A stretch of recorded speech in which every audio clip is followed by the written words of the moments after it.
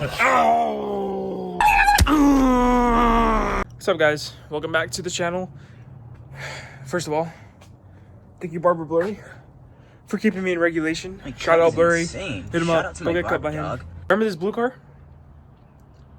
And how it was my dad's? Well, I bought it. I bought it because I needed it daily for work. This needs a suspension rebuild. This one has a bad O2 sensor, but it's a great little daily to get me to and from work. So I went ahead. I found some. These are pretty new Detroit axle OEM style struts, and they're on some teen lowering springs. So we're gonna go ahead and install those.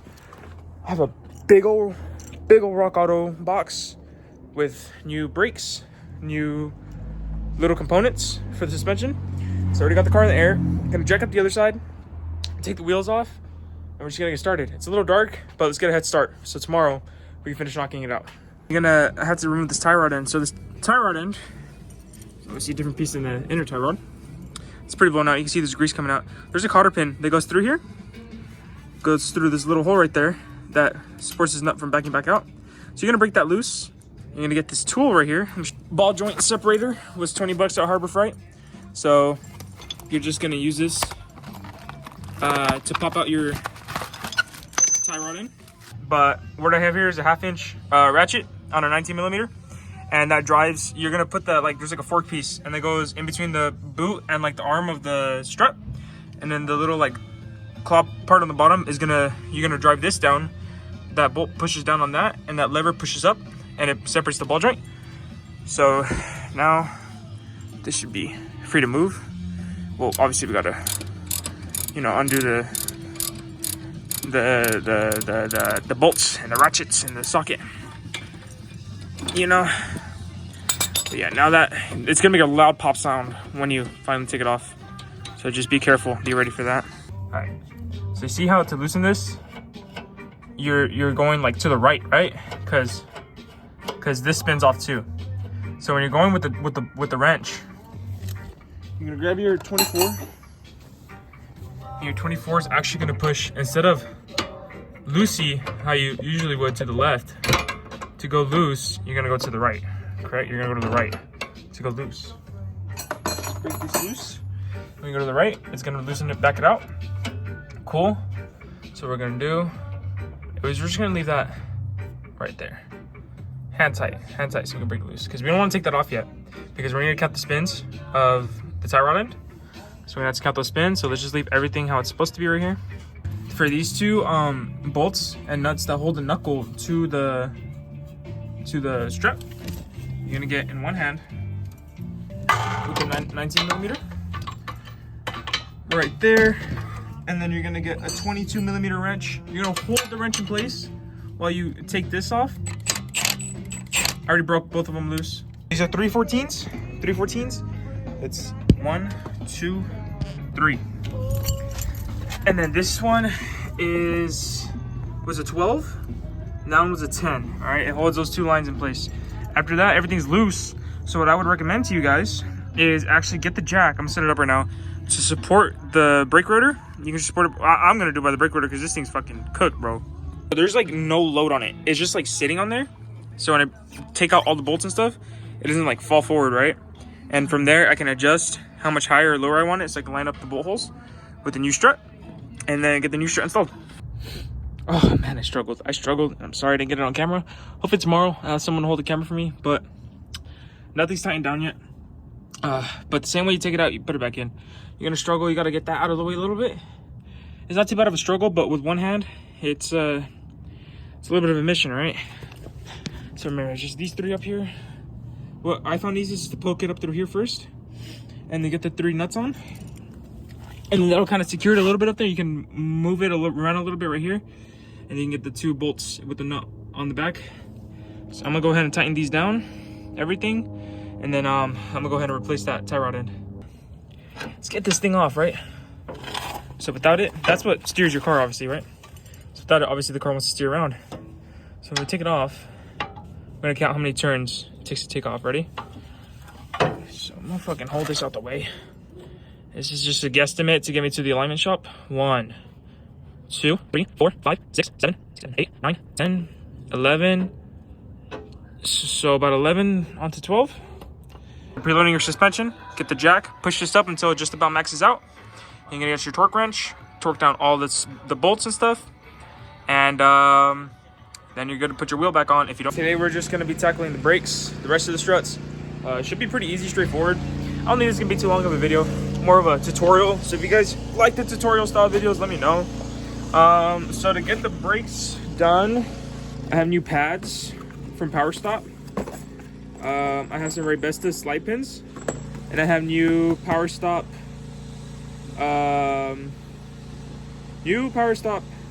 brake rotors as well.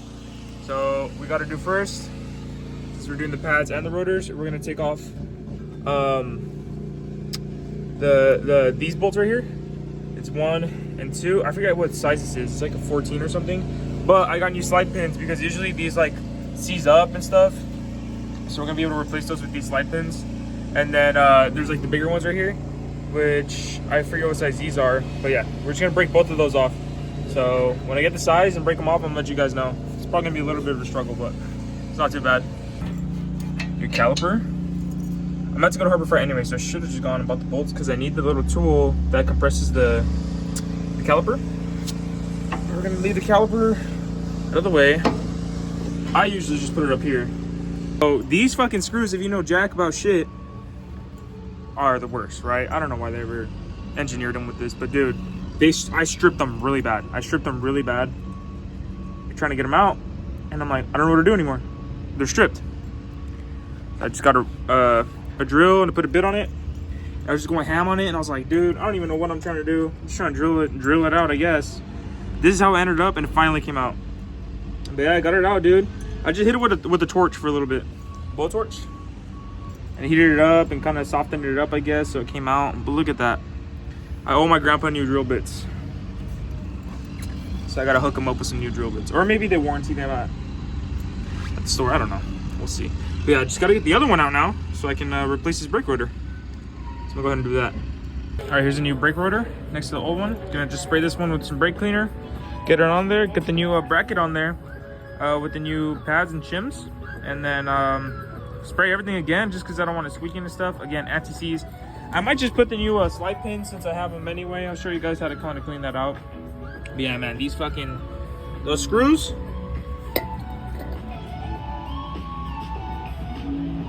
All right, so from here it's pretty self-explanatory. Once you get the old rotor off, put the new one on, grease up your slide pins, grease up your brake shoes, like those little things, the shims and stuff. Grease up those. Grease up the back of the caliper, no, the back of the brake pads. So like grease up that when you're gonna put the rotor on. I need to get the tool to open up the piston inside the rotor. But I'm gonna just go ahead and repeat everything on the other side. I need more brake cleaner too, so I'm gonna have to go get some brake cleaner. And then I'll show you guys when we're on the back, one of the sides, so you guys can do the same on the other side. Broke like 2 clips, whatever. You gotta take off all this, mainly this one, because you need to access the top of the strut right there, the strut mount. So once you got access to that, start taking this stuff off. You're gonna get a 17. I was able to do it with just a ratchet because my impact wouldn't clear. That's a 17. You're gonna take it off from this side because this side's a welded nut. And the top 2 nuts are gonna be a 12mm. Quick little update, right? This bolt, your rear trailing arm to shock absorber bolt goes. This is the 17 that I was telling you guys about, right? And it goes right. Fuck, this is it goes right through there, right? But it goes through there, and then it goes through the shock absorber itself. However, when I tried doing this, I stripped it really bad because it got seized. It's seized in there. I stripped it really bad. So what I'm going to have to do is I had to order 2 new ones from Honda because I had to do it on both sides. So I ordered the 2 new ones from Honda. So once you get what probably would have made it easier to get out from the get-go is take off this camber arm. I should have bought adjustable ones for the alignment, but my other one has them. It's fine. I have a little bit of, like a little tuck in the rear. And then you're gonna take this out. So you're gonna put a 5mm Allen key through here, and I think it's a 14mm wrench. Take off the nuts, take the end link off. So you just have to take the bottom end link or the top one. I did the bottom one. And you're gonna take this off. And it's gonna give your whole trailing arm enough flex up and down so you can line up the bolt hole through here. Line up this bolt hole, and then once you line that up, you can just push it through and ratchet it down. And then you got to preload your suspension. Again, like I said, when you preload a suspension, you just bottom out the suspension with the jack, and you get your torque wrench. And I'm gonna put the torque specs down below. But since I took this off, I'm gonna torque down this to whatever it is. I'm gonna torque this one down, and I'm gonna attempt to get the two ones up here, which are the 214 millimeters. I can definitely probably get this one, but that one probably not. But I think these are only around like 30 foot-pounds, so I just kind of tighten it as hard as I can by hand because you can't really get clearance in there, back there. And then we're just gonna repeat on the other side, and then we're gonna do the brakes, and we should be done. While I was doing the struts and all, I sprayed these with PB Blaster. Some PB Blaster. And I have this tool right here. Shout out to my dad, bro. He let me borrow his impact driver. Rule of thumb, if you ever need to ask to borrow a tool twice, it's time for you to buy your own tool. So I'm gonna have to buy my own now. He offered, but still gonna buy my own because it's handy to have for especially these screws right here. These devil screws. So I sprayed the other side with PB Blaster, and I'll probably spray them a little bit more. These are loose now. So now I'm gonna just take off the caliper, you know, disengage the e-brake so this comes off. The pads have pretty decent life on them still, but the rotors are pretty, I don't know, everything just looks pretty older here, so I'm gonna just get the new ones on there. All right, I'm gonna be honest, I just fucking lied to y'all. I'm not gonna be doing the rear brakes. Why? Because I had to get a tool to push this caliper piston back because it's the e-brake one. It has like a little plus sign thing. I need the one that like twists it while I do it. I don't feel like buying that right now, especially because it still have meat on my pads.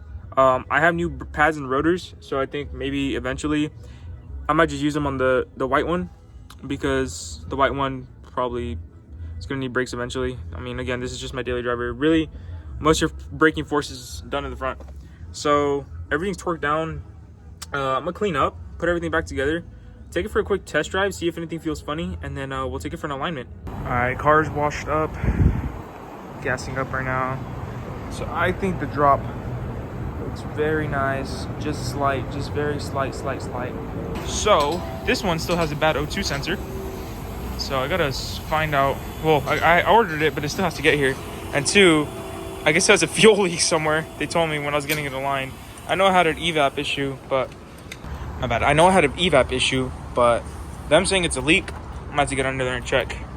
Well, that's it for this video, guys. Appreciate you guys watching and tuning in, and I hope the tutorial style videos kind of help. They might not be the best or most thorough, but I'll try my best to do a little better on them. So a list of things I want to do on the daily is I notice it needs lower control arms for the front, ball joints for the front. It needs sway bar end links all the way around, which I'll probably do that. Thinking about it, I might just do it because, you know, it's good to do. Things I want to do, black headlight housings with the fog lights, some tint. I also need to replace my O2 sensor, and I need to find that evap leak. They're saying it, look, the shop said it's a fuel leak. I don't know, man. I just know there's an evap issue, evap leak, and I get to check engine light occasionally because of it. But we'll find it, we'll fix it. But if you guys like the video and want more tutorial style videos, just go ahead and comment and thumbs up and all that stuff. I hope it helps. I would definitely do a tutorial on the lower control arms and the ball joints because those are pretty simple. You just need the right tools. But yeah, I appreciate you guys watching. I'll continue to upload. Thank you guys for your continued support. And subscribe, comment, bell notification icon. Follow me on Instagram. Follow me on TikTok. Here's all the corny YouTuber stuff. Thanks, guys. Thanks for your support. All right, take care. Bye-bye.